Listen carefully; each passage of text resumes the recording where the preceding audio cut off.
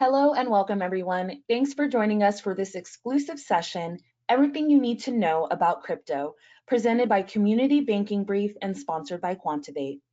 I'm Tara, the webinar coordinator for Community Banking Brief, and I'm so excited to bring you this new event with such well-earned insight into speaking fluent crypto in the financial sector.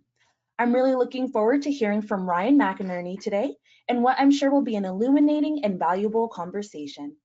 Also, so you guys know, we will be recording this webinar in case you have to leave early. Make sure your email is registered on the session's landing page, and we're sending the link to the chat box right now. Up next, before we go any further, I want to thank Quantivate for sponsoring this webinar and helping us to make all of this happen. Quantivate provides web-based governance, risk, and compliance technology and services to organizations nationwide. Founded in 2005 with the release of its business continuity software, the company has grown to feature a full suite of GRC management solutions, including vendor management, enterprise risk management, IT risk management, internal audit, compliance management, complaint management, policy and document management, and issue management. To learn more about how Quantivate can help you, visit quantivate.com. Thanks again, Quantivate. Up next, let's go ahead and get some technical things out the way for everybody. Please feel free to ask questions throughout today's event. You can do so by submitting them into the questions panel on the right side of your screen. Great questions always make for a great webinar, so don't forget to stick around for our Q&A session near the end of the hour to get even more fresh insights from Ryan.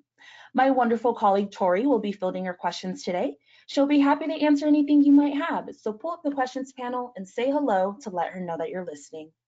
Lastly, if you have any audio issues during today's presentation, you may choose to dial in by phone.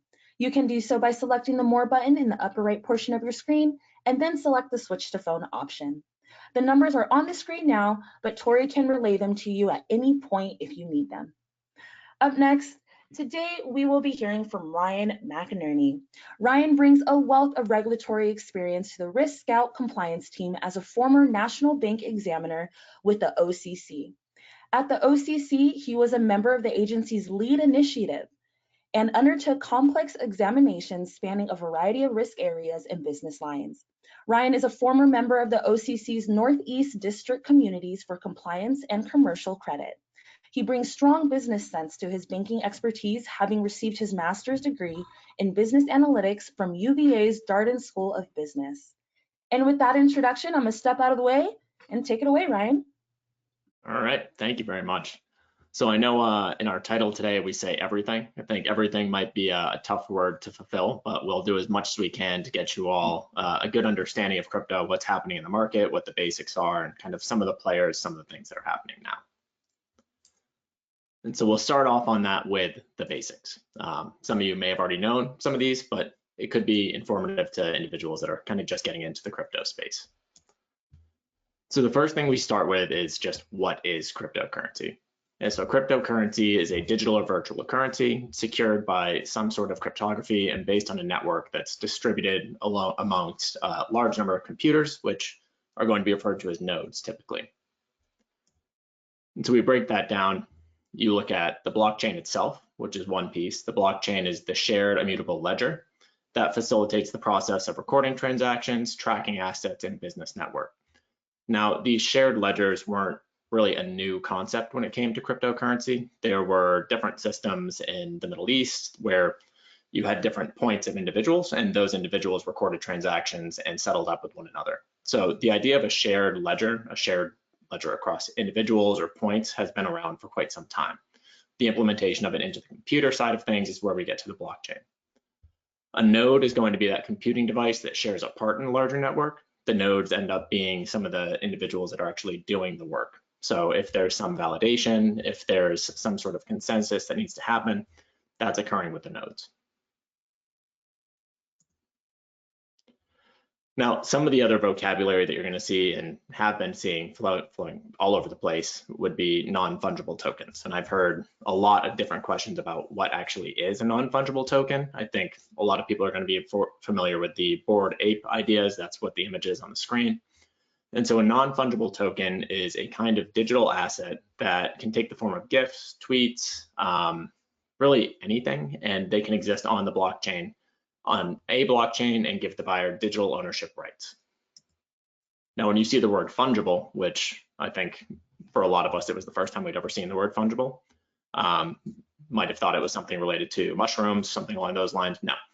Fungibility is the idea that something can be replaced by another identical term. It's mutually interchangeable. And I think what's really important to think about here is when you think about a dollar bill is non-fungible, right? Because that dollar bill has a serial number and you cannot replace it with the exact same dollar bill.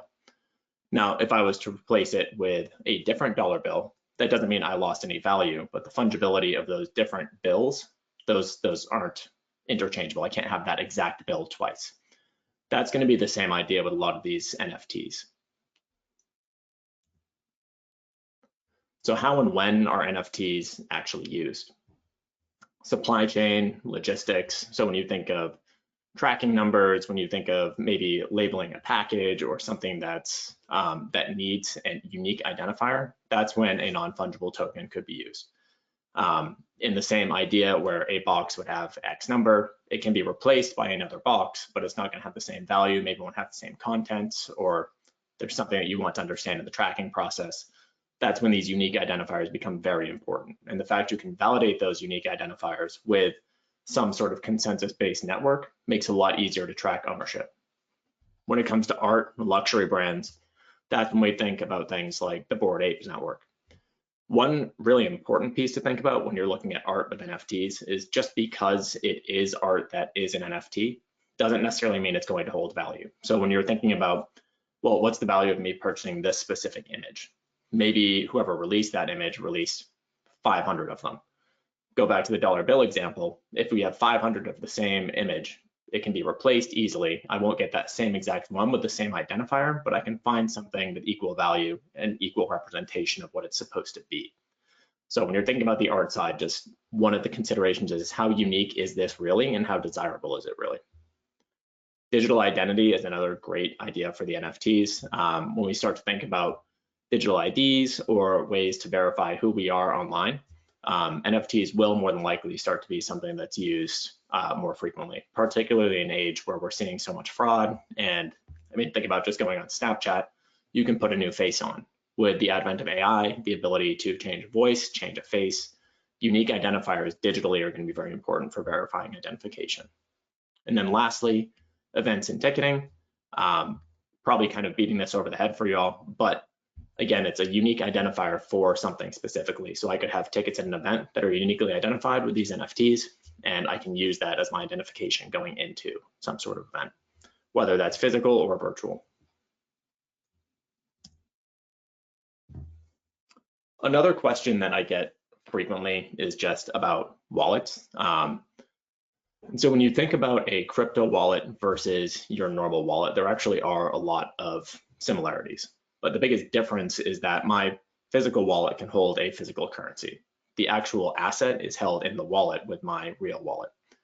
Now, when I get to my debit card is basically acting as a key to access value at my financial institution.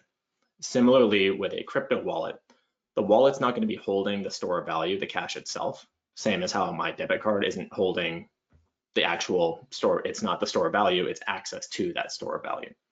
So the crypto wallet is holding a key similar to a debit card that provides me access to my asset on the blockchain. And the asset is actually stored on the blockchain, as opposed to with your debit card, the asset is going to be stored at your financial institution.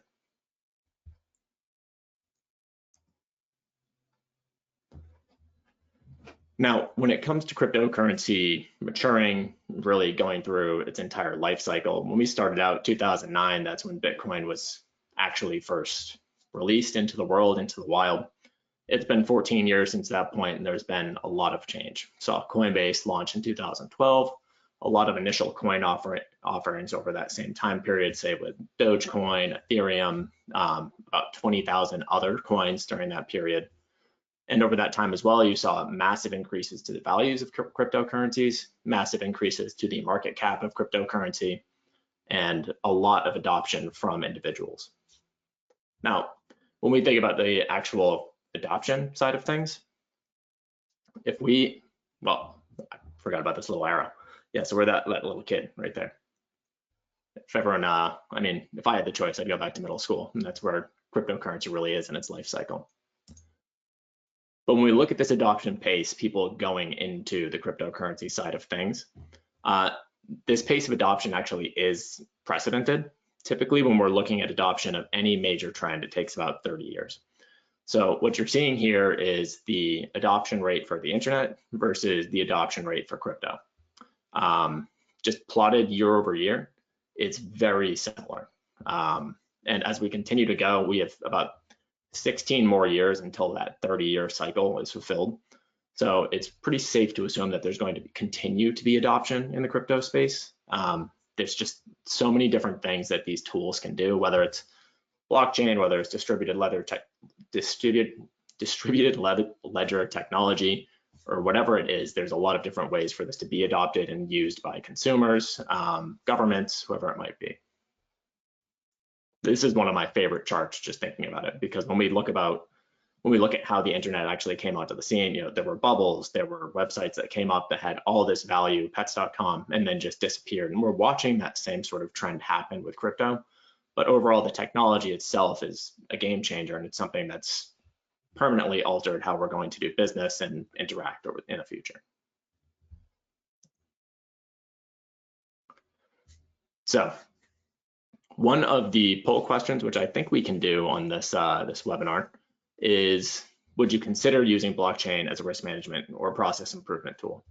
Rayvon, confirm to me whether or not we can run these. If not, we can just move on into the next slide. I mean, everyone knows what the question actually is. Yeah.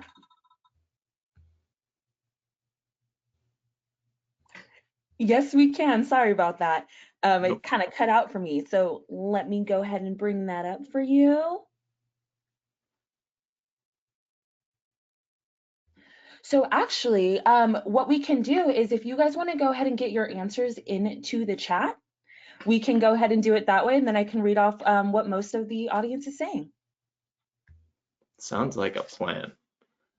And so the reason for this poll question is this was actually a question that was asked by the Federal Reserve to a lot of the CFOs that they supervise. And the responses from those CFOs, I think, are really, really interesting. And I'll share that on the next slide. All right, so we're getting a whole bunch of answers that's coming in. Lisa says now. I have Jill who's saying 1 to 3 years. Kimberly is saying 3 to 5.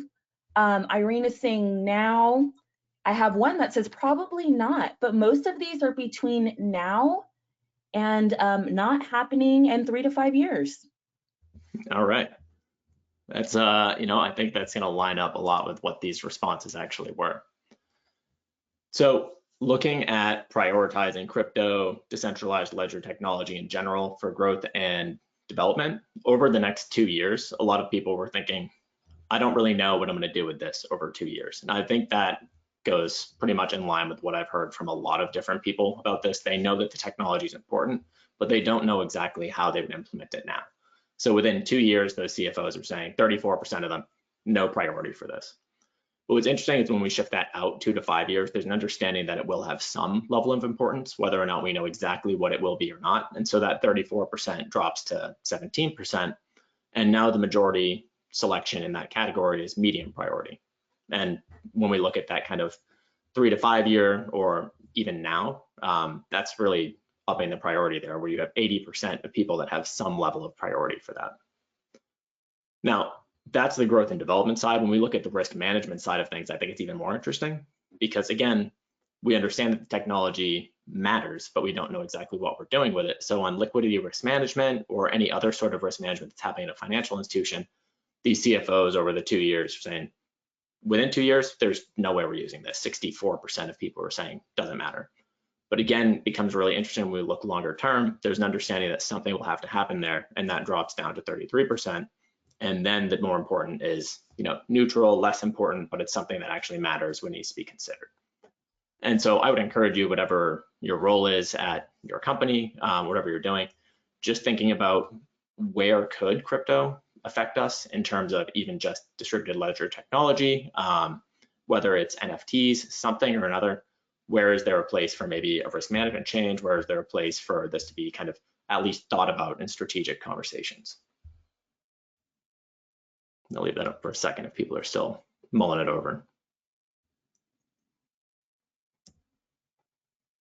Okay, so that's what we're considering the basic side of things. I kind of flew through that a little bit. So if there are additional questions just on how any of that works, always feel free to throw it into the chat, and we'll have Q&A at the end, and we can go into the weeds a little bit on some of that technology.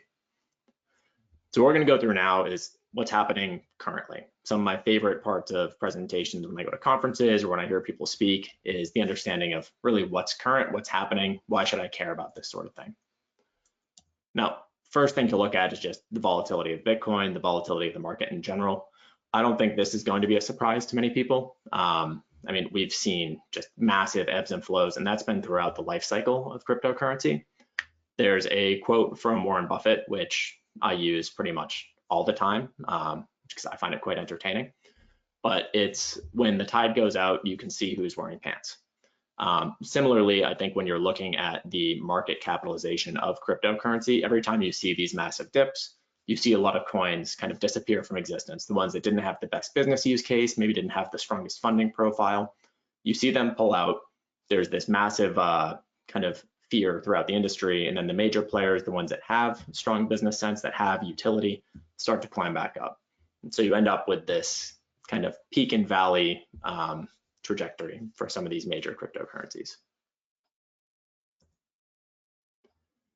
Now, when we look at the crypto universe in general, as of March 2023, the number of cryptocurrencies that have been created is almost 23,000, which is a totally outrageous number to comprehend.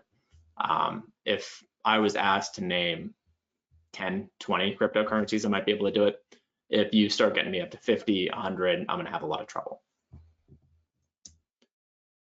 What's more interesting is, so we look at those cryptocurrencies that have been created, only 8,800 of those remain in service active today.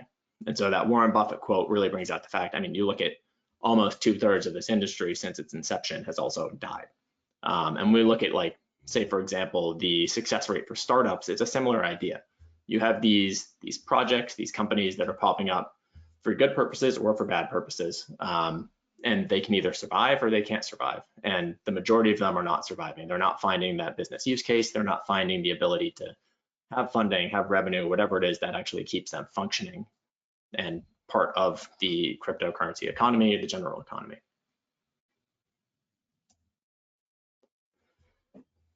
So this is also just growth of cryptocurrency. When we look at the number of active cryptocurrencies, if you go back to when there was the crypto crash, I believe that was last year at this point.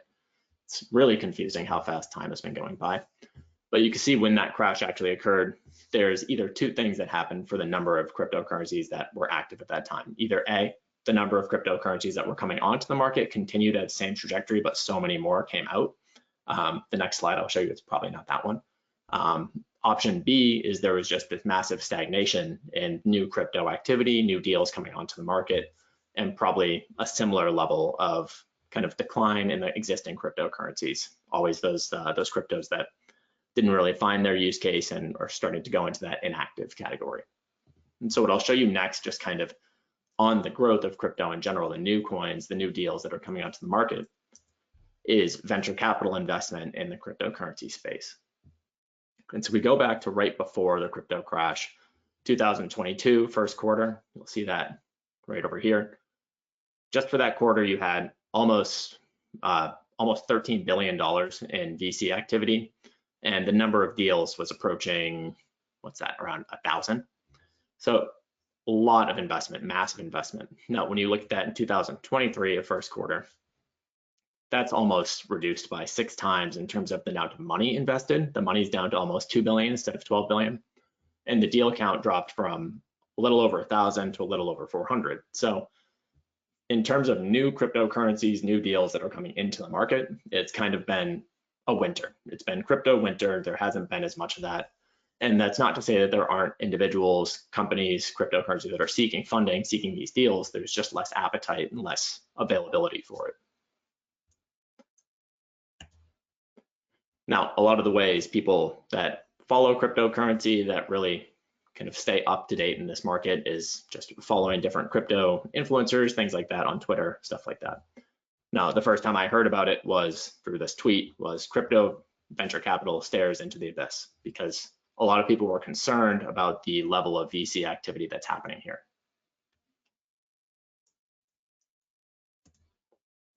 Okay.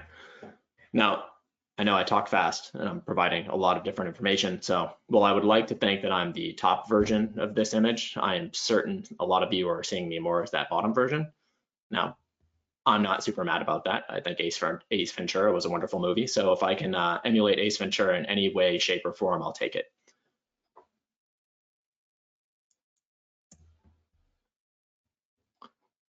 So what we're going to roll into next is managing risk, serving clients, thinking about what are the ways that we as professionals gain some sort of value out of this industry. So thinking back to the venture capital deal side of things, it's important to know that there is a lot of opportunity in the market. If you're looking at the closure of Silvergate, SVB, Signature Bank, there's a massive gap for crypto-friendly banking. At the same time, that provides a lot of difficulty for cryptocurrency companies to expand, to exist, even to start. So if we're looking at the financial services side of things, whether it's private or regulated, there is a lot of opportunity in the market right now to start serving some of these clients. Even when clients were moving out of the existing financial institutions, say Silvergate, SVB, Signature, when they were trying to move crypto companies into newer financial institutions, or not newer, new financial institutions, there was some regulatory pushback from that, because if that new regulated financial institution didn't already have a crypto program, there's not a lot of comfort putting those crypto customers into that financial institution. So you had a result where there's a lot of crypto companies that ended up unbanked out of this turmoil in the financial services market.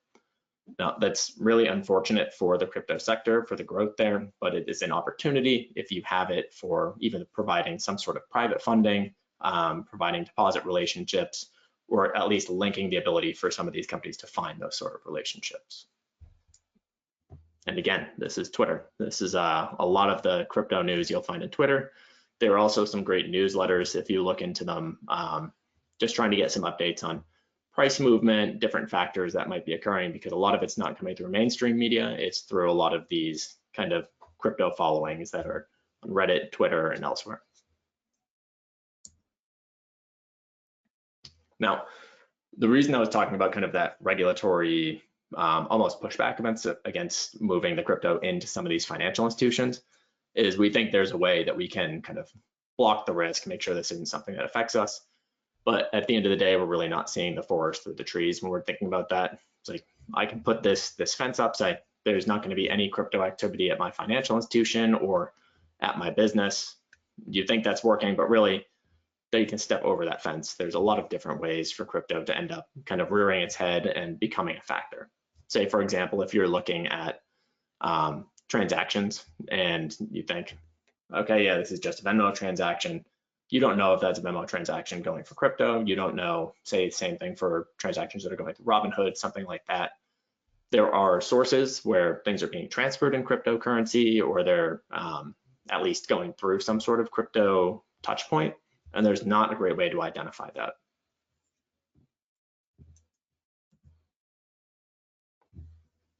Now, what I consider to be one of the more important pieces on the crypto side of things is understanding the types of crypto companies, types of coins, types of individuals that you're engaging with.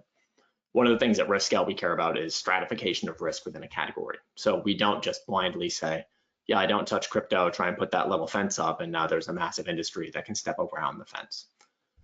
So it's important to design, for whatever kind of process you're doing, whatever service you're offering, a relatively robust application that lets you know what's the primary function of this business, how are they earning revenue, what's their plan over the next 2 to 3 years, and really just understanding what they're going to be doing and what the risk is they pose. Once you understand that risk level posed by the crypto company, coin issuer, individual, whoever it is you're doing business with, what's the process for approving that relationship? Is it just you? Depending on the size of your company, that might be the case. Or maybe there's some other subject matter expertise available in the company where you can throw something off them as well. Maybe you're in the finance side. So now you've looked at the company or are comfortable with it financially. Maybe there's someone else that's a little bit more comfortable on the compliance side. So this multi-tiered approval process where you get people that really understand the content is going to be very helpful in getting the right types of customers in. You want to internally risk rate them because the customers that are coming on, because again, as I've mentioned, there's just so many different levels of risk within the crypto market. And then lastly, educating the customers themselves, which could be the crypto companies or individuals, saying, these are the things we really expect you to be doing. This is what makes us comfortable and what we need from you, but also educating your staff, because while you might have a couple individuals at the institution you're working at that are experts in this field, it's probably not everybody. So internal trainings, understanding of what our risk appetite is and what we're really willing to engage with, making sure people can identify things that fall out of that range. So this workflow is incredibly important for dealing with crypto companies because there is such a wide variety of what those companies could be doing. I wouldn't think, say, a miner, for example, has the same risk profile as somebody that's maybe conducting international transactions or trying to, say, blind the ownership of accounts. Like, there are a lot of different functions that these companies have, and it's important to know what it is. Okay, so continuing to go down this path of what are the industry participants, who do I want to be serving?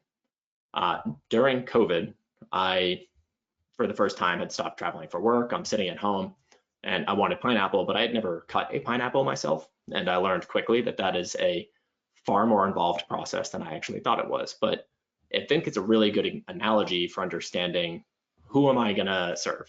I'm not going to serve the top. I'm not going to serve the bottom. I'm not going to serve the pit of this pineapple. I'm going to cut it up so it's the area that I actually want to eat. I want to decide who and how I'm going to serve them. So cutting out the middle, right? That's way too tough. It's probably something I don't want to touch. In your crypto example, in our crypto example, that might be international payments. I might not have the skill set or the willingness to enter that sort of space, so I've carved that area out. Then I take the top off because, well, one, there's no fruit there, but two, maybe it's some other sort of part of that industry that I might not be super interested in.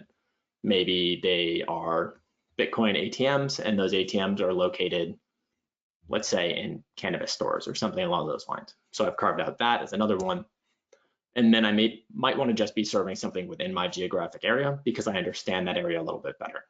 So with those carve outs, now I have a much smaller subset of the crypto market that I'm comfortable engaging with, but I also understand a lot better. Now, those are the easy pieces to carve out. The harder part is when you start getting to the edge of a pineapple. You don't really know how far to go in without getting these little spiky things in your mouth. And that's going to be the same thing when you start trying to serve somebody in the crypto space. Is there's going to be some give and take, some learning on what about those people that are kind of on the fringe of our risk appetite, the fringe of who we think we could serve, who we don't know if we would be comfortable serving. And that's just going to take time, practice, and tuning of your policies, your procedures to really hone that in. And that's typically expected if you're in the financial services industry. That's expected by regulators. I mean, the regulator comes in and see you've really just entered this space, did your best preparing ahead of time, but there's going to be some on-the-job training. There's going to be some on-the-job learning about on those edges, how do I really get to be the right person? How do I hone that in so it's the type of individuals I want to be serving?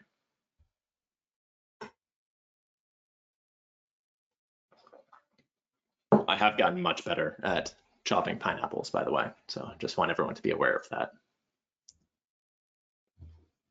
Okay. Now, more specifically, getting into the revenue opportunities side of things, I'm going to show some of the opportunities that current financial services providers are actually providing. But some of these, while I'm showing different financial institutions that are doing it, there is a lot of opportunity for the private sector to be doing similar ideas. There's a lot of, if anyone has heard the term shadow banking, there's a lot of different private entities that can do some of the things that a financial institution might be doing, and we've been seeing a lot of that in the crypto space as it's been forced out of the regulated financial services markets. So the first one to think about for a revenue opportunity is custodial services. Typically, this is one of the easier things to provide for consumers, businesses that have some sort of cryptocurrency. When we go back to the wallet side of things, those private keys that are the access to the store of value on the blockchain, are incredibly valuable, and it's really important not to lose those. And it's also really important not for them to fall into the wrong hands, because whoever has the key is the owner. At that point, it's kind of finders keepers. And I'm sure many of you have heard of some of the ideas where people have taken their cryptocurrency, put it into cold storage, which would be, say, a USB, something like that. That's where the key is.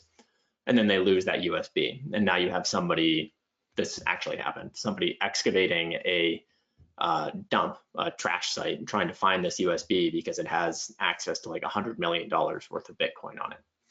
So the custodial services typically provided by financial institutions for cryptocurrency keys holds a lot of value. Typically, financial institutions have some level of trust with their customer or member base. And with that, it's a good place for them to really start to get an understanding of what's happening in that market, and also making their constituents, customers, members, whoever it is, a little bit more comfortable with their ability to handle the crypto side of things. When we start looking at trading, this could be at a financial services provider. This could be through some sort of other entity, but this is just any integration to allow the buying and selling of cryptocurrency. Typically, a lot of the reason we've seen trading brought in is trying to allow whoever is offering the trading platform access to a different demographic base. Typically, when we're looking at the individuals that are using cryptocurrency, they're a little bit younger, and they're a little bit more wide-ranging in terms of race, ethnicity, and different backgrounds, which is typically desirable with so many of these companies that care about diversity, equity, and inclusion, and they also care about just not being kind of segmented into this one customer base. They want to be part of the future. They want to be part of this really growing area that touches so many of the individuals in the US, particularly in underbanked spaces. One of the other options we can think about here are rewards programs.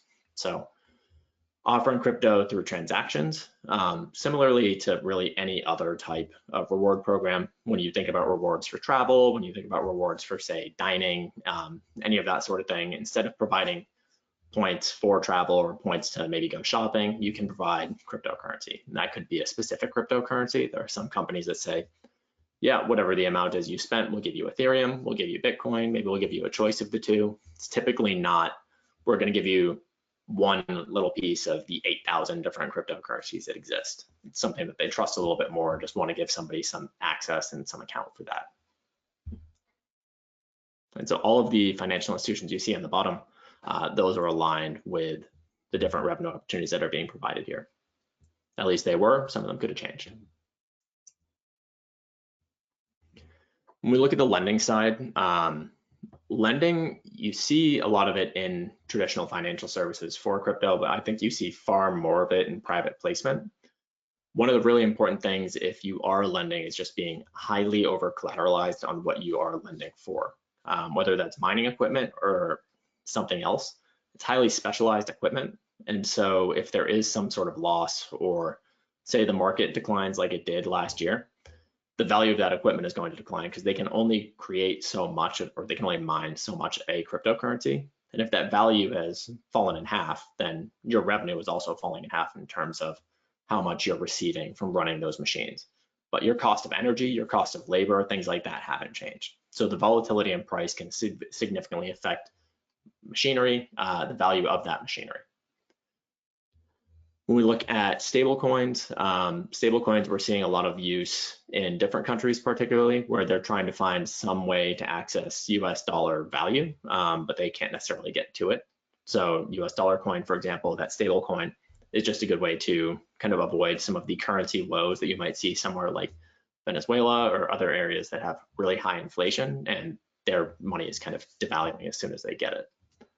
And then lastly, looking at blockchain crypto technology, there are so many different ways that you can really access value here. I've heard of companies that were trying to do things with this for diabetes medication. I've heard of value transfer, payment transfers, the tickets that we were talking about for events, things like that.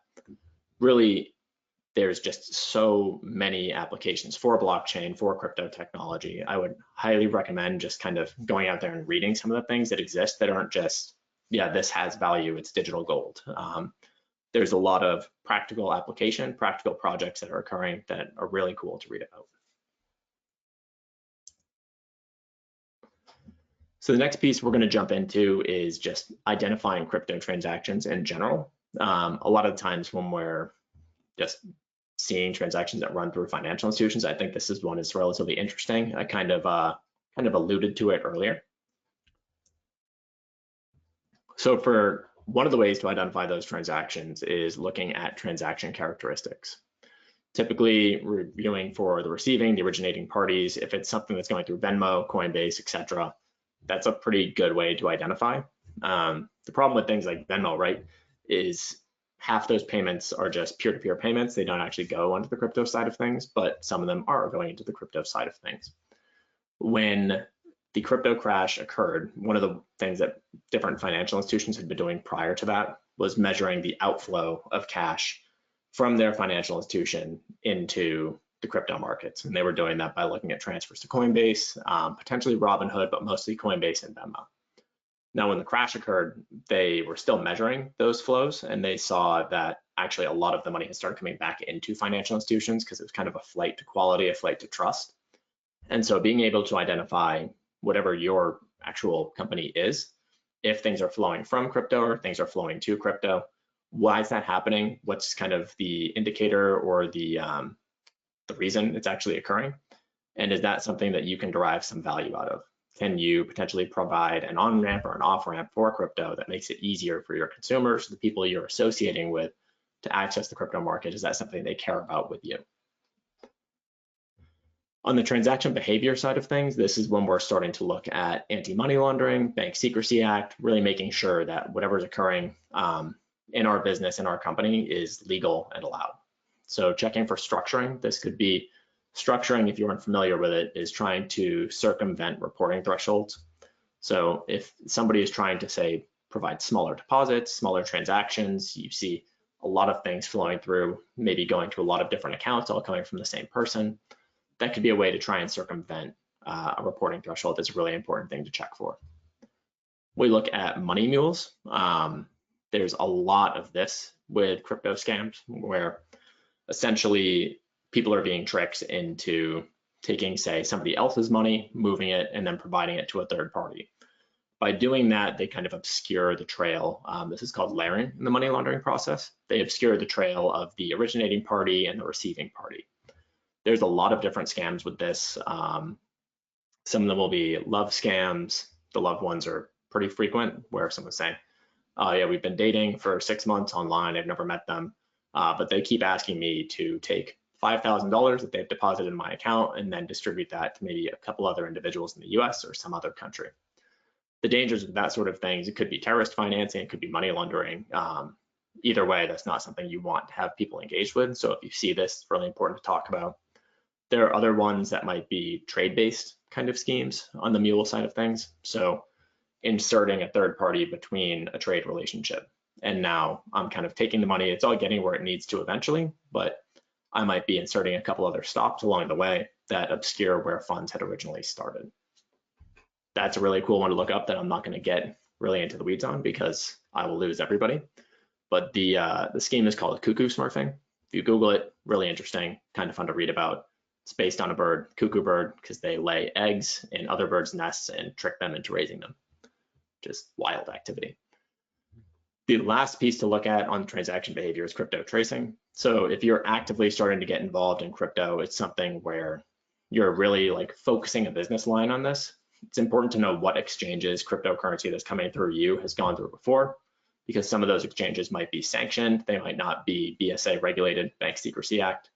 And in those events, the SEC, FBI may be shutting down or sanctioning some of those exchanges. So you don't want to be engaging with somebody that is then engaging with a sanctioned entity. So when to use a third party. Some of these crypto tracing providers is really what I'm talking about on this.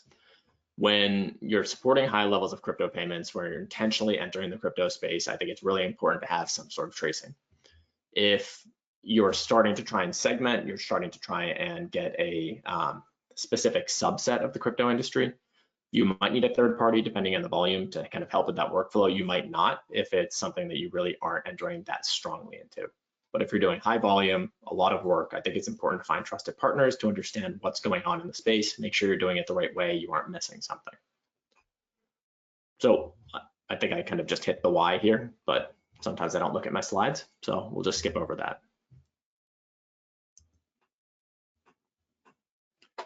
Now, these requirements kind of on the financial services side really still apply on kind of any engagement in the crypto space if you're doing a lot of activity. Knowing the individuals that are transacting with you, super important. Understanding what's going on there just from maybe a business and individual perspective, but I personally would not want to be doing business with somebody that might be sanctioned or might be engaging with sanctioned entities. So that's something I would highly recommend looking at. On the ongoing monitoring side of things, if you're engaging with some specific coin or some specific individual, and you're not aware of news articles that are coming out that basically say, oh yeah, this coin is actually 100% fraudulent, yet you're still out there providing maybe a link to it or advertising it, there is a reputation risk to not understanding what's happening from the negative news side or potentially some of the activity that those different coins or different individuals might have. One of the important things here that I think about and something that we do at Risk Scout are kind of checkpoints, check-ins with different businesses that we engage with. And so with that, we might be sending something out every 3 months, 6 months on behalf of the financial institution that says, have you changed your business activities? Have you started engaging with somebody else? Have you changed your strategic objectives? Have there been any violations of law? Really just checking in and making sure that the people you're working with, those crypto companies or those people, individuals, are still kind of above board. They're not up to no good. They're not doing anything illegal that might affect the reputation of your business. All right. And with that, I, having been raised in the Northeast, talk way faster than I'm supposed to, and I get really passionate about some of these topics. So I know I fly through a couple of these slides. We've got a little bit of extra time here for Q&A. So I'd love to answer some questions, kind of dig into some of the things that you all are thinking about and might be worried about or seeing in the market. Absolutely. Thank you, Ryan. I am here. I only missed the intro, so we're good. What a wonderful presentation. Thank you so much. And before we do dive into questions, I just want to remind everyone that now is the time to get straight from the source insight from Ryan. And again, great questions always make for a great webinar. So don't forget to submit some questions if you have them. Again, we do understand if you need to run, just know that today's session is being recorded and will be emailed to you within the next 48 hours so you can review everything or anything you might have missed. If we don't get to your question or comment today, you can always connect with Ryan via the channels on screen, and please feel free to reach out to him after today's session. And lastly, don't forget to register for the next episode in our series sponsored by Quantivate. That is The Power of Storytelling in Risk Management with Dr. Karen Hardy, CEO and Chief Risk Officer of Strategic Leadership Advisors. So save your seat, register today. We're going to send that link to the webinar in the chat box right now. Now, with our remaining time, let's go through some of the questions that we've gotten. Our first one is coming in from Ethan. When we're talking about the blockchain, is there actually just one blockchain, or does each coin have its own in a sense? In a sense, each coin will have its own.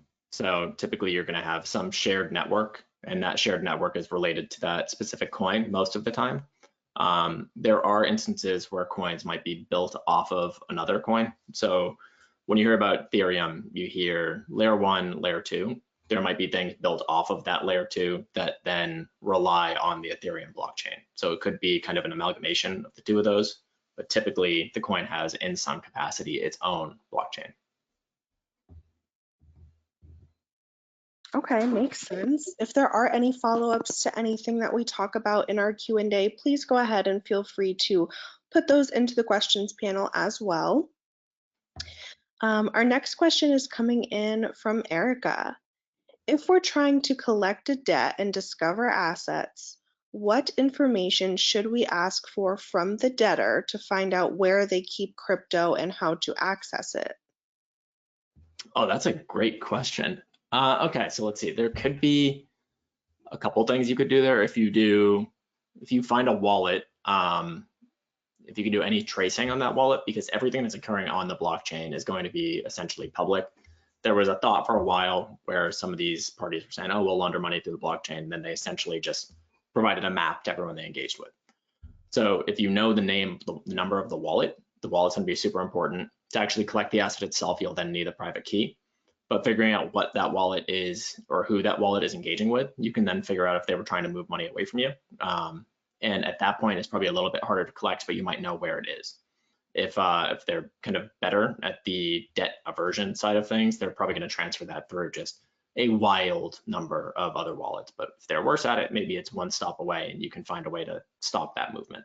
So wallet itself, you need to know that. And then to collect it, you're going to need the private key to get it out of the wallet. Interesting. Great question, Erica. Thank you. And thanks for that answer, Ryan. Moving right along, Kyle has a really interesting question as well. You said crypto is in the middle school stage. Where would you say the internet is? I'd say the internet is, let's say, retirement. Not to say that it's not still active and working, right? It's just the innovation you're seeing from the internet itself, like that actual platform isn't really going to be significant at this point. We've really reached kind of the end of that. But then you start seeing things built on it. And not to say that there won't be any more innovation regarding the internet, but most of the work has been built there. So I'd say retirement, but it's just kind of staying in retirement in perpetuity. It's not, I don't think the internet is dying by any means. Absolutely. Thank you. And thanks for the interesting question. Our next question is coming in, and again, I should say I'm sorry if I mispronounce anyone's names. From Ross Salima, can our cryptocurrency be audited? Yeah. I mean, I think I need a little bit more context on that because I'll try and answer it two ways. So if you yourself have crypto in, say, a wallet or you've stored it somewhere, you can audit the trail where things have gone. And then typically during those forensic audits where they're trying to track where crypto is kind of interacted, it'll be what wallets has your wallet interacted with, where has that actual crypto been stored, and then what exchanges. So typically if it's going through something like Tornado Cash or something like that, that's gonna be a red flag for an auditor. Option two on the audit side, if you were asking about like you are actually the coin administrator, there you can have auditors actually audit the company itself and kind of validate the authenticity of your blockchain, validate the technical correctness of what you've put into place, as well as the validity, viability of the product itself, making sure you're not kind of hiding things or misappropriating the funds of consumers or individuals that have invested in that coin. Perfect, thank you. And if you do have any more context to add, Rose DeLima, please feel free to go ahead and put that in the questions panel for us. Our next question is coming in from Michael. Do you have any suggestions as to how we might get buy-in for some of our digital initiatives like this? Right now, our focus has been on cutting costs. I think some of the best ways I've seen buy-in gathered for things like this would be strategic viability in the future. So depending on what your business is, if there's, say, a declining consumer base, aging consumer base, entering into digital initiatives with crypto typically offers up a market that's more diverse and younger. It can also be more geographically distinct than might be relative to the footprint of your business. So a lot of those can be a good thing. And if you are doing something like that, you're trying to cut costs, providing some sort of return on investment analysis would be a really good way to sell some of those individuals that really care about that bottom line and might not be as concerned with the strategic viability, but more with the how many dollars can I squeeze out of this thing. So return on investment analysis, super important. And then also just that understanding of why the value is there for us. And if you're doing that, just pulling up information about like total addressable market, how much you think you can compete in it, that sort of thing. Absolutely. Thank you, Ryan. Next question, moving along here, is coming in from Margaret. What measures of success, like KPIs or metrics, matter most in this case? That is a very difficult question because it depends on what you're actually doing. So for example, if the purpose of entering the crypto space was to increase transaction fees, that key performance indicator might be the amount of transaction fees that you're actually getting. It could be number, it could be dollar amount. If it's kind of expanding your consumer base, then that could be we expect X number of consumers from outside of our typical geographically based area. Or same thing if you were trying to expand maybe based on age, race, ethnicity, anything like that. But that can get kind of squishy and dangerous. Some of those aren't things that you should be measuring. So I would say typically maybe consumer growth or potentially the amount of revenue that you're driving in from something like this. But it's typically just link it back to whatever the strategic objective was of entering into that digital initiative.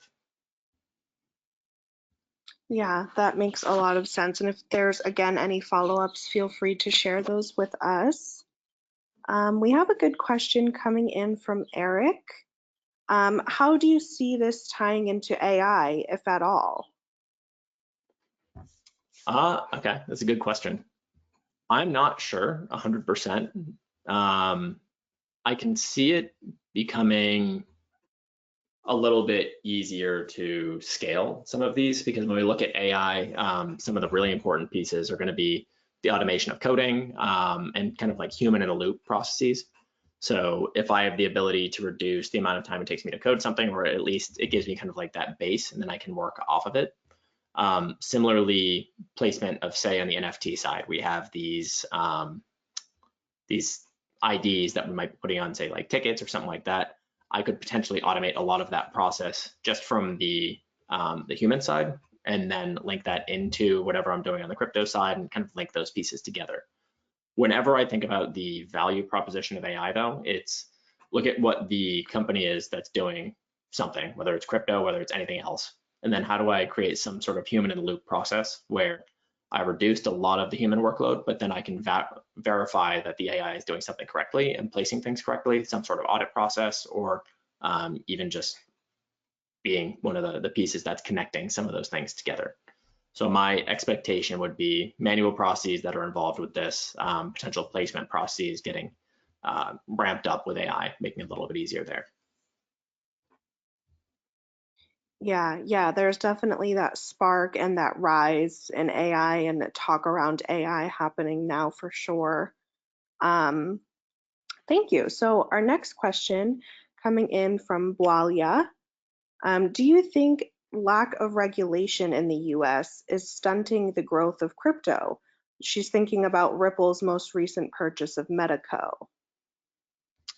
Yeah, I mean, I'd say 100% because a lot of people, entities, businesses are a little bit apprehensive to engage with some of these companies because they aren't regulated in the way they'd expect. And then you have some of the issues that might have with coins being regulated by as a commodity when they might not make sense as a commodity. So the regulatory kind of inconsistency and confusion makes it a lot harder to plan and really use this technology in a way that can be consistent. I think that's a great point. That's a huge issue. And I mean, when you looked at some of the cryptocurrency companies, say like FTX, for example, like they wanted to be regulated because it also adds some level of authenticity to their company, makes it a little bit easier at that point. And if they had been regulated a little bit better, you know, that's when you avoid some of these just ridiculous accounting issues and some of the fraud that's happening on the back end with some of these companies. Absolutely. Great question. Thank you so much. And with that, that is about all we have for today. I hope you all learned half as much as I did. Thanks again to our sponsor, Quantivate, and Ryan, a big special thank you to you for such a phenomenal session today.